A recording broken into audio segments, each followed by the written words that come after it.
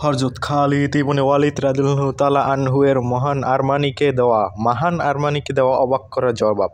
ইয়ারমুকের যুদ্ধে দুর্ভাগ্যক্রমে কাফেরদের হাতে কিছু মুসলমান সৈন্য বন্দী হয়ে যান। কাফেরদের সেনাপতি ছিলেন মহান আরমানি। হযরত খালিদ ইবনে ওয়ালিদ রাদিয়াল্লাহু তাআলা আনহু যুদ্ধের ময়দান থেকে ১২ জন সাহাবীকে সাথে নিলেন। মাত্র ১২ জন। কাফেরের সৈন্য সংখ্যা ছিল তখন ৩ লাখ। হযরত খালিদ ইবনে ওয়ালিদ রাদিয়াল্লাহু তাআলা আনহু সোজা শাহী মহলে গিয়ে মহান আরমানিকে জিজ্ঞেস করলেন, আপনি আমাদের যে সৈন্যগুলো বন্দী করে রেখেছেন তাদেরকে ছেড়ে দিন।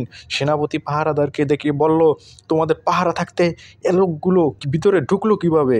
তখন কাফেররা বলল, পাহারা ছিল কিন্তু খালেদের তরবারি ঘুরানো দেখে ভয়ে ছেড়ে দিয়েছি। মহান আরমানি বলল, খালেদ, তুমি আমার দরবারের নিয়ম নীতি জানো? নিয়ম হলো মাথা নত করে আমাকে শ্রদ্ধা করতে হবে।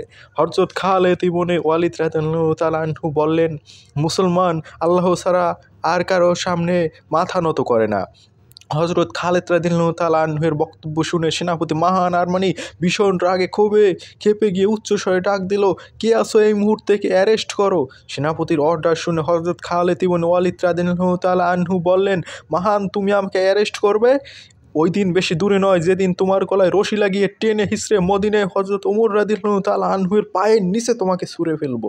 এ কথায় সেনাপতি তেলে বেগুনে জ্বলে উঠে বলল, এত বড় সাহস! আমার সামনে এত বড় স্পর্ধা! কে আসো কে অ্যারেস্ট করো।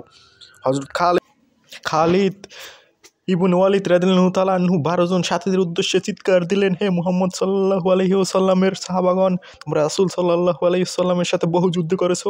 আজকে ৩ লাখ সৈন্যকে সামনে তো আমরা দাঁড়িয়ে আছি। শত্রু সেনাপতির অর্ডার আমাদের গ্রেপ্তার করার। তোমরা ১২ জন তরবারি উঠাও, মাথা নত করবে না, টুকরো টুকরো হয়ে যাবে। হাউজে কাউসারে তোমাদের সাথে দেখা হবে। নারায়ে তাকবীর বলে কাফেরদের উপর এক সাথে ঝাঁপিয়ে পড়ো। হযরত খালিদ ইবনে ওয়ালিদ রাদিয়াল্লাহু তাআলা আনহুর বীরত্বপূর্ণ তেজোদীপ্ত ভাষণে ভীত সন্ত্রস্ত হয়ে সেনাপতি মহান আরমানি বলল, আমার ভুল হয়ে গেছে, মাফ করে দাও। এখনই আমি বন্দীদেরকে মুক্ত করে দিচ্ছি। আল্লাহর পথে মুফতি আমিনী নির্বাচিত ভাষণ থেকে আজকের এই কাহিনী।